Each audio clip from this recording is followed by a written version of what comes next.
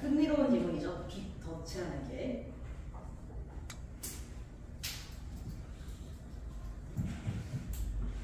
자, 봅시다 여러분. 첫 문단 한번 같이 볼게요. 미국의 물리학자 에슈킨이라고 나오네. 경쾌하군요. 자, 그러면은 일단은 우리 공간적 배경 알 수 있다. 미국이죠. 그리고 범위는 어디야? 물리학. 아, 그럼 요 글은 어떤 글이야? 범위가 물리학으로 한정되고요. 그리고 또 뭐예요? 미국이라고 했으니까 서양의 어떤 철학자가 아니고 서양 과학자가 얘기하는 물리학 관련된 개념일 거다 라고 보시면 되겠네요. 그치? 그래서 얘는 물리학 지문, 과학기술 지문이겠죠. 그러니까 과학기술, 그 중에서도 물리학. 일단 시작은 그래요. 자, 그래서 물리학자 에슈킨은 빗덧을 개발하고 그것을 발전시키는 데 결정적인 기여를 한 공로로 2018년에 노벨 물리학상을 수상했지. 아, 그럼 굉장히 현대의 기준, 현대의 그린 거네요. 그치? 현대 사람인 거네. 그래서 현대의 물리학 분야에서 빗덧이라는 걸 어떻게 개발했는지를 이야기하는 거네. 그러면 빗덧이니까 단순히 빛에서 끝나는 게 아니고 덧이라는 어떤 도구까지는 알아보기 때문에 기술도 같이 가야 된다. 그치? 기술까지 나갈 수 있어. 우리가 뭘 알 수 있어? 아, 과학기술 지문. 기술 지문에서 기술을 이해하려면 필연적으로 뭘 알아야 해? 기본적인 과학의 개념을 알고 있어야 한다는 거야. 그래서 여러분들이 기술 지문을 볼 때는 거기에 해당하는 과학적 원리를 반드시 파악하는 것이 중요합니다. 특히 얘네들이 더 강하겠죠.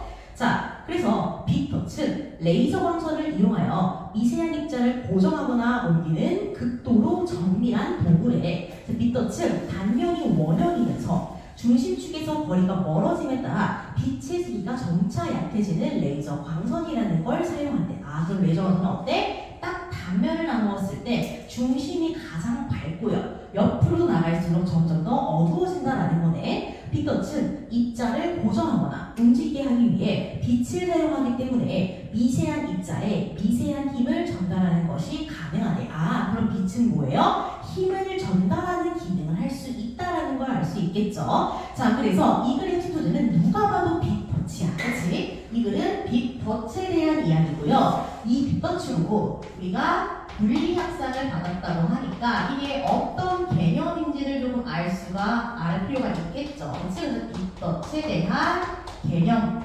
또는 원리 이런 것들이 당연히 이어질 거라고 예상을 해야 돼요. 왜? 기술을 배운다는 거는 그 기술에 해당하는 과학적인 원리라든가 아니면은 그 원리를 통해서 어떻게 활용할 것인가 이런 것들을 전부 다 알아야 하기 때문인 겁니다.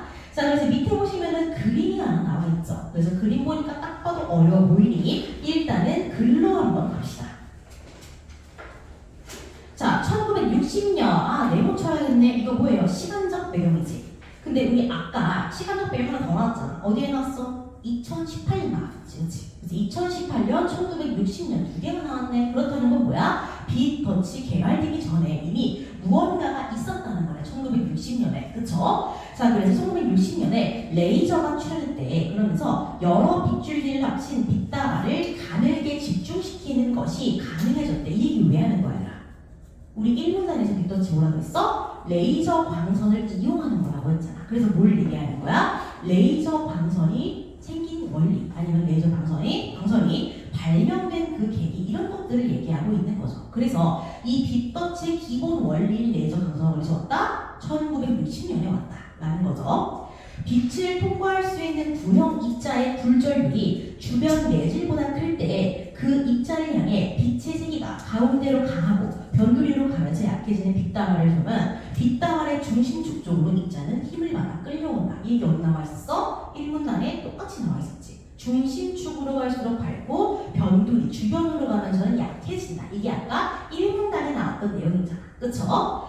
자, 그림을 보면 그 이유를 알 수 있대요. 그림 한번 보시면 되겠네. 자, 중심축 쪽에 강한 빗줄기 A가 입자를 통과하면서 A가 나오겠네요. 변두리 방향으로 굴절이 된대. 굴절이 된다는 거 꺾인다는 거죠. 그에 따른 반작용으로 입자는 중심축 쪽으로 힘을 받는데 그게 FA인 거야. 그쵸?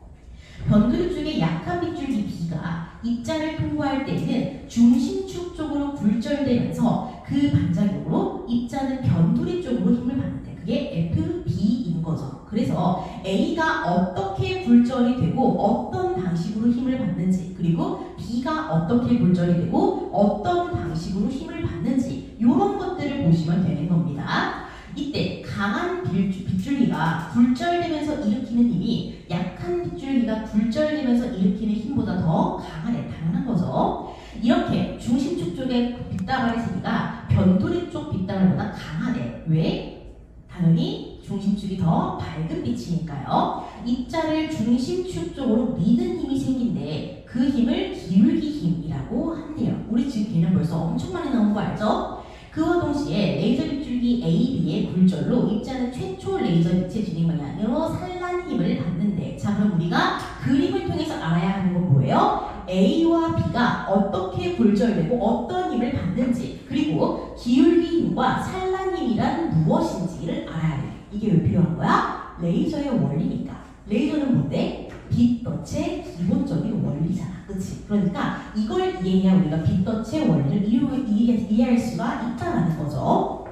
자, 이 방법은 기울기 힘 때문에 입자를 빗다발의 중심축으로 모은데 기울기 힘이 뭔데? 중심축으로 미는 힘이었잖아.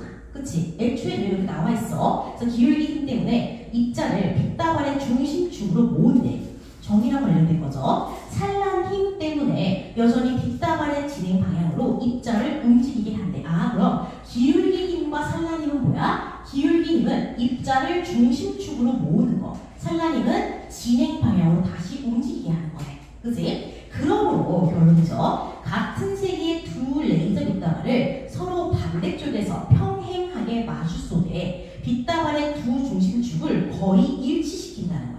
그러면 기울기 힘은 이 두 빗다발의 중심축 사이로 입자를 모을 거래. 왜? 기울기 힘의 역할이 그거잖아. 그치? 산란 힘은 상쇄되어 입자는 정지하게 되는데 왜? 산란 힘은 뭐야? 빗다발의 진행 방향으로 입자를 움직인다. 근데 이건 어때? 빛이 두 개지. 그럼 진행 방향은 어때? 반대로 오는 게 동시에 부딪히는 거지. 그렇기 때문에 어떻게 돼? 서로 반대 방향에서 오면서 부딪히기 때문에 얘는 중간에 멈추게 되는 거야. 상쇄가 되는 거죠. 그렇기 때문에 뭐만 남아? 기울기 힘만 남는 거야. 즉 중심축으로 모으는 힘만 남는 거다라고 생각을 하시면 되겠죠. 자, 이때 빗다발의 중심축을 조금 이동시켜 볼 거야. 그럼 어떻게 돼? 입자가 같이 움직이게 되겠지. 왜? 중심축으로 모으는 힘만 남아있으니까 가능한 일이야. 그죠? 이렇게 되면 빗다발의 중심축을 이동시킴으로써 입자를 움직이게 할 수 있대. 여기서 알아야 하는 건 뭐야 얘들아? 산란 힘이 어떻게 상쇄되는지 그리고 기울기 힘이 어떻게 중심축으로 모으는지 그게 중요한 거잖아. 그치? 그래서 기울기 힘은 입자를 중심축 쪽으로 모으는 힘을 하기 때문에 걔를 강화시켜야 하는 거고 그리고 빛의 진행 방향으로 그냥 입자가 똑같이 이동하게 하는 산란 힘을 최대한 약화시키는 게 낫겠지. 그래서 뭐 하는 거야? 반대 방향에서 오게끔 빛을 두 개를 쏘는 거야. 그렇게 되면은 각자 방향으로 가려고 하는 반대쪽에서 오는 그 입자들의 힘 때문에 산란 힘이 상쇄가 되니까. 그럼 뭐만 남아? 중심축으로 모으는 기울기 힘만 남으니까. 그러면은 중심축이 움직인다는 건 기울기 힘이 모아주는 입자의 위치가 바뀐다라는 거니까 그런 식으로 입자를 이동시키는 거야. 그죠? 만약 수직인 세 방향의 X, Y, Z축에 평행한 방향으로 마주 쏘아지는 6가닥의 레이저 빗다발이 있대. 그렇다는 건 뭐야? 마주 쏘아진다라는 거는 결국 서로 상쇄할 거다. 무엇을? 산란 힘을 상쇄하는 얘기야. 그치? 그러면 뭐만 남아? 기울기 힘만 남을 거니까 가운데 중심에 고정이 되겠네. 그치? 그래서 뭐 할 수 있다는 거야? 입자를 한 점에 고정할 수 있어. 그게 바로 뭐예요? 충식인 거잖아. 그치? 그리고 우리가 X, Y, Z축을 얘기한다는 건 평면이 아니고 입체를 얘기한다는 거지. 그러니까 3차원이라는 입체의 한 점에 고정하려면 뭐 해야 돼? 6가닥의 레이저를 써야 되는 거야. 그쵸? 그래서 고정하고 이동이 가능해진대. 이 장치를 해주기는 빗덧이라고 부른 거지. 그럼 우리 빗덧을 이해하려면 뭐가 나야 돼? 일단은 평면에서 레이저가 어떻게 작용을 하는지 알아야 되고 그 다음으로 뭐라 해야 돼? 입체로 이거를 전환시켰을 때 어떻게 작용할 것인가 그건 거죠. 에슈키는 이러한 원리를 활용하여 더욱 개선된 장치를 만들어내었고 이에 따라 빛을 이용해 입자뿐만 아니라 생체 세포와 세포 내 소기까지 더 용이하게 고정하고 이동시키는 것이 가능해졌대. 아 그러면은 물리를 넣어서 어디까지 간 거야? 생명과학까지 발전된 거야. 자, 빗덧이 가장 각광받는 응용 분야는 생체 세포 연구 분야인 생명과학으로 넘어가는 거야. 처음에 생체 세포를 빗덧으로 잡으려고 할 때 발생한 문제는 빗덧 속에 갇힌 세포가 곧 죽는 거래. 죽으면 의미가 있니 없니? 없잖아. 그 원인은 세포가 레이저 빛의 에너지를 흡수하여 생존할 수 없을 정도로 세포의 온도가 상승했기 때문이래. 그럼 죽는 거지.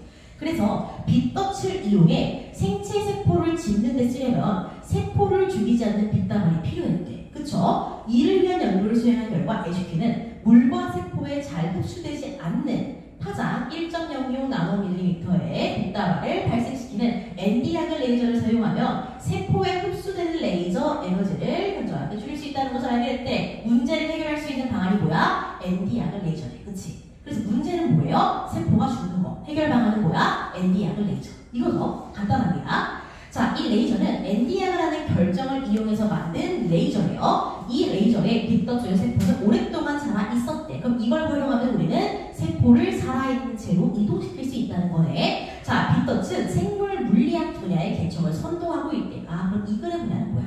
물리학을 넘어서 생물까지 같이 봐야 한다는 거네. 빗덧은 작은 세포나 세포 내 소기관을 집어서 옮기거나 잡아당길 수 있을 뿐만 아니라 힘의 세기를 측정할 수 있게 됨에 따라 빗덧은 이전에 불가능했던 분자 단위의 조작과 측정이 필요한 분야에서 광범위하게 사용되고 있대. 상반을만 했죠. 이런 이유는 빗덧은 미시 세계에 대한 인간의 이해와 지배력을 획기적으로 향상시키고 있다고 평가했대.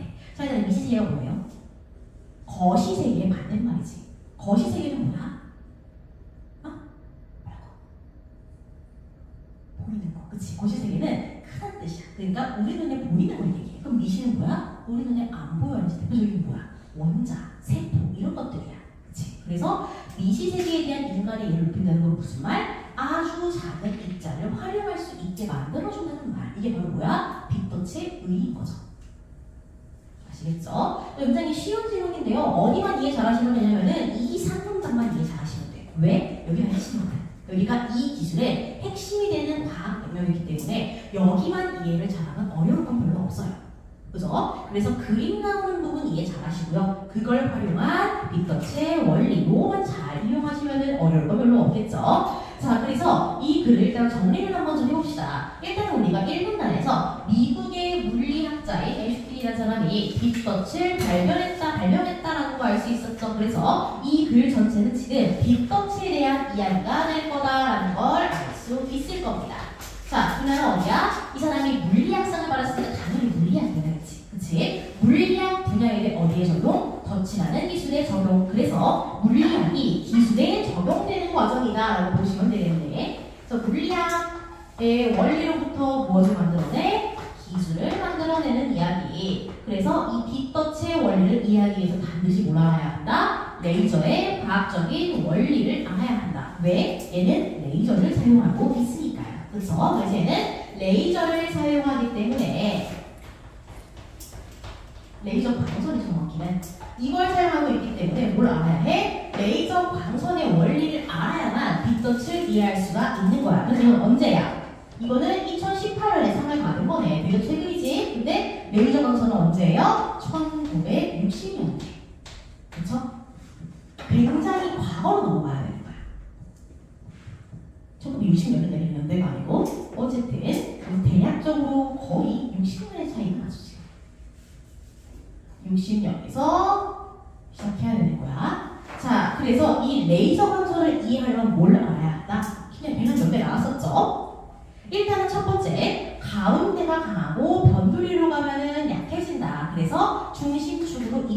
끌려온다는 게 가장 큰 핵심인 거야. 그치? 그럼 레이저 광선의 핵심은 뭐다? 중심, 그리고 주변으로 나눴을 때 어디가 힘이 강해?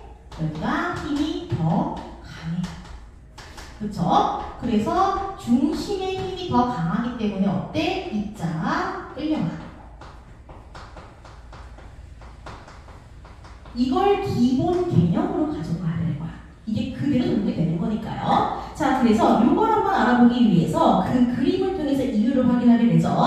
그래서 중심축 쪽에 강한 빗줄기 A가 있대 보시면은 A는 중심과 굉장히 가까워져 있는 상태인 겁니다. 그래서 A가 입자를 통과한대요. 그렇죠? 그래서 입자를 통과하면서 변두리 방향으로 굴절되는데 그게 뭐야? 한 번 꺾인 A라고 생각을 하시면 되겠죠. 자, 그에 따른 반작용으로 입자는 중심축 쪽으로 힘을 받게 된대. 그게 바로 뭐예요? FA인 거죠. 그래서 중심축으로 힘이 들어가는 거 확인하셔야 되고요. 그리고 변두리 쪽에 약한 빗줄기, 비율 약하네. 얘가 중심축 쪽으로 굴절되면서 반작용으로 변두리 힘을 받게 된다는 거 알 수 있겠죠. 자, 그럼 어때? 중심축 쪽에 강한 빗줄기는 어떻게 된다는 거야? 강한 빗줄기는 굴절이 될 건데 어디로 굴절이 돼? 변두리로 굴절이 되는 거야. 그치? 굴절은 변두리고 입자는 중심으로 가는 거야. 알겠지? 그래서 A가 FA로 나아간다라는 건요. 굴절은 어떻게 돼? 굴절은 변두리.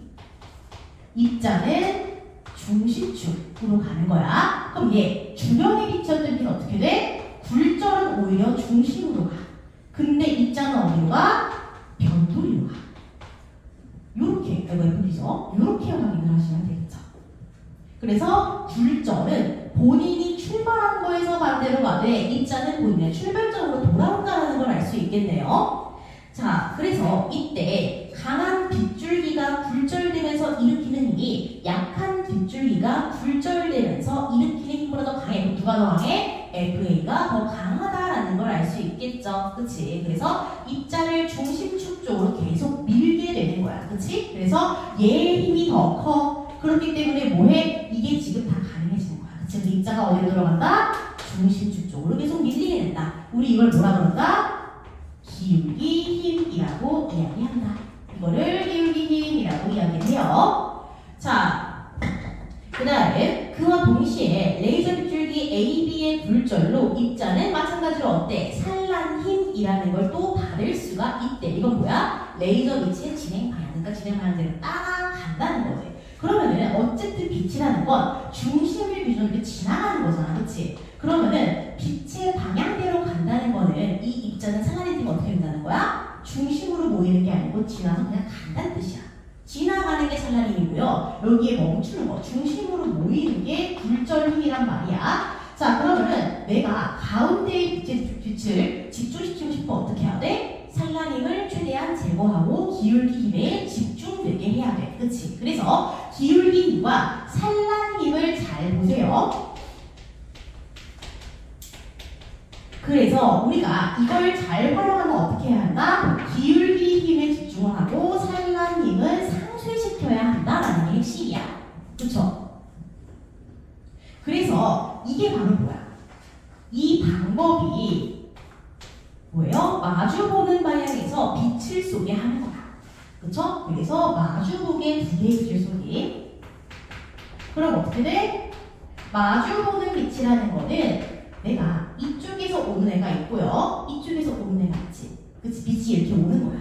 그러면은 어찌 되었든 간에 둘 다 기울기 힘이 있다면 어디로 모여? 다 여기로 모일 거야. 근데 기울기 힘과 동시에 또 뭐가 있어? 산란힘도 있지. 산란힘은 어떻게 돼? 그냥 뚫고 지나가는 거야, 이렇게. 그럼 어떻게 됐어? 얘네들이 충돌하면서 그 힘이 사라지게 되는 거야. 서로 충돌하면서. 그래서 산란힘은 상쇄가 되고 뭐만 남아? 가운데로 모이는 기울기 힘만 남게 되면서 어떻게 된다? 가운데로 모이는 힘이 강해진다 라는 뜻인 거죠. 그래서 이렇게 하면 뭐 할 수 있어? 입자를 포획할 수 있게 돼. 그 포획한 입자를 뭐 할 수 있어? 중심축과 함께 이동을 시킬 수 있는 거야. 그쵸? 그래서 이것들을 활용해서 우리는 뭐 한다? 입자를 포획하고 이동시킬 수가 있게 된다. 수가 있겠죠. 자, 그래서 그 다음으로 갑니다. 그럼 갑자기 뭐가 나오냐, 얘들아? 생물학이 갑자기 나오기 시작해. 자, 그래서 이 포획 이동으로 우리가 단순히 이 물리학으로 적용할 게 아니고 뭘 해야 한다? 생명과학, 생물 물리학으로까지 갑자기 발전을 시켜야 한대. 그러면서 뭐해? 이 생물 물리학 분야에 적용할 때 문제점과 해결 방안을 얘기하고 있는 거죠. 해결 방안을. 문제점과 해결 방안을 같이 언급하고 있어. 그쵸? 문제는 뭐예요? 죽음이야. 세포가 죽어요. 해결 방안은 뭐예요? 그 이름 특이한 거 있었죠? 이름 특이한 ND약. ND약은 해결 방법인 거야. 이게 다야. 그러면서 마지막으로 뭐 해? 의의를 언급하면서 끝나는 거야. 이게 글의 전부입니다. 그래서 우리가 제대로 알아야 하는 부분이 여기밖에 없는 겁니다. 여기만 잘 이해하시면 이 뒷부분은 어차피 쉽기 때문에 괜찮아요. 알겠죠? 자, 그래서 가운데만 좀 중심적으로 잘 이해를 하시고요. 바로 이제 다시 한번 과학 기술을 봅시다. 다시 한번 읽으세요. 제가 실패를 지우는 동안 다시 한번 읽으세요.